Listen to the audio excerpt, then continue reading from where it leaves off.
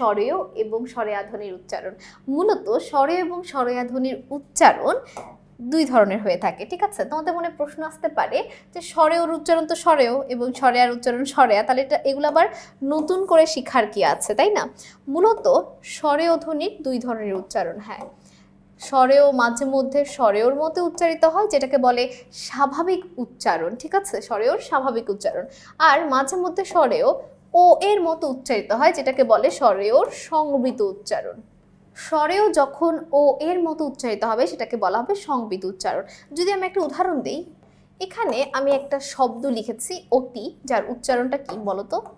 আমরা কিন্তু কখনোই অতি বলি না, অতি বলতে কিছু নাই, তাই না? আমরা কিন্তু বলি না অতিরিক্ত করতেছো, আমরা বলি অতিরিক্ত করছো। তাহলে এই স্বরেয় অ এর মতো উচ্চারণ না হয়ে ও এর মতো উচ্চারিত হয়, এই জন্যই বলা হয় এটার সংবৃত উচ্চারণ, ঠিক আছে? অর্থাৎ স্বরেয়র দুই ধরনের উচ্চারণ হয়, একটা হচ্ছে স্বরেয়র স্বাভাবিক উচ্চারণ, অর্থাৎ স্বরেয় যখন স্বরেয়র মতো উচ্চারিত হয়, আর মাঝে মধ্যে সংবৃত উচ্চারণ হয়, অর্থাৎ ও এর মতো উচ্চারণ। ঠিক একইভাবে স্বরেয়ার ক্ষেত্রেও প্রযোজ্য। স্বরেয়াও দুই ধরনের উচ্চারণ হয়, একটা হচ্ছে স্বরেয়ার মতো উচ্চারণ হয়, আর একটা হচ্ছে এর মতো উচ্চারণ হয়। আচ্ছা, তাহলে দেখো আমরা প্রথম প্রশ্নটা যদি একটু দেখে নিই। উচ্চারণের সুবিধার জন্য বাংলা ব্যঞ্জন বর্ণের দোতিত ধ্বনির সঙ্গে কোন স্বরধ্বনি যোগ করা হয়? ঠিক আছে, তাহলে উচ্চারণের সুবিধার জন্য আমরা কোন ধ্বনি যোগ করি? রস্বই, রস্যু, স্বরেয় নাকি এ? আমরা সবসময় উচ্চারণের সুবিধার জন্য স্বরেয়কে যুক্ত করে থাকি, কারণ বাকিগুলো তো কার চিহ্ন আছে, বাকিগুলো তো যোগ করা সম্ভব না। আমরা যদি একটু কমন সেন্স খাটাই এটা উত্তরটা আমরা পেয়ে যাই, কিন্তু যে বাকিগুলো তো যোগ করা সম্ভব না, বাকিগুলোতে তো কার চিহ্ন আছে, শুধুমাত্র স্বরেয়ই আছে যার কোনো কার চিহ্ন নেই, যেটা আমরা পূর্ববর্তী অধ্যায়গুলোতে শিখে এসেছি। পূর্বস্বরের সঙ্গে মিল রেখে স্বরসঙ্গতির কারণে অ বিবৃত হয়েছে কোনটিতে? বিবৃত উচ্চারণ মানে কি? স্বাভাবিক উচ্চারণ, কারণ স্বরে অত বিবৃত উচ্চারণ হওয়াটাই তার স্বাভাবিক উচ্চারণ। তাহলে দেখো, বৈধতা কলম, কথা নাকি যত? এটা উত্তরটা কি হবে? কলম। এটা কি পূর্ব স্বরের সঙ্গে মিল রেখে উচ্চারণটা হয়ে থাকে।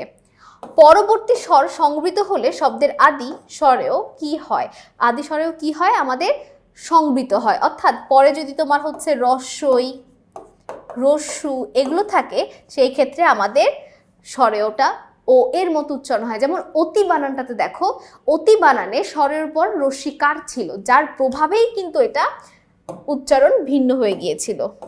কোন শব্দের স্বরেয় ধ্বনির উচ্চারণটা সংবৃত? মাত্র কিছুক্ষণ আগে আমি তোমাদের যেটার উদাহরণটা দিয়ে এসেছি, অতি।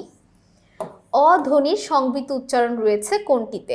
আমরা মাত্র কিছুক্ষণ আগে জেনে এসেছি যে শেষে রস্যিকার, রস্যুকার এগুলোর প্রভাবে কিন্তু স্বরেয় ও এর মতো উচ্চারিত হয়। এখানে একটা প্রতিভা বানানের রস্যিকার আছে, সেই জন্য এটার উত্তরটা হবে প্রতিভা।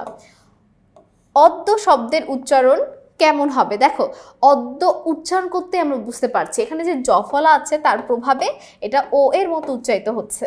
স্বরেয়ার স্বাভাবিক উচ্চারণ নেই কোনটি? এখানে কিন্তু না বলেছে, কোনটাতে নেই। তাহলে জ্ঞাপন বানানটাতে দেখো, জ্ঞাপন বানানে এর মতো উচ্চারণ হচ্ছে রাত,